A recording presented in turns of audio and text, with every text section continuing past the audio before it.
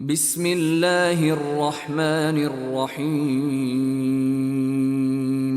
أم لهم شركاء فليأتوا بشركائهم إن كانوا صادقين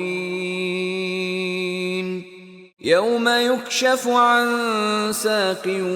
ويدعون إلى السجود فلا يستطيعون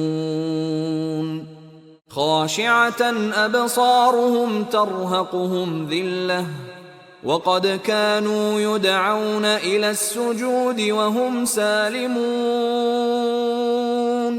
فذرني ومن يكذب بهذا الحديث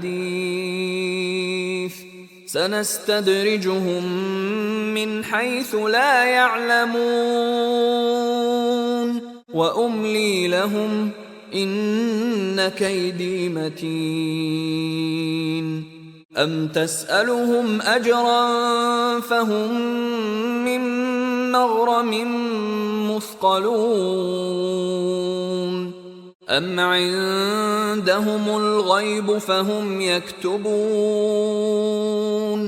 فاصبر لحكم ربك ولا تكن كصاحب الحوت إذ نادى وهو مكظوم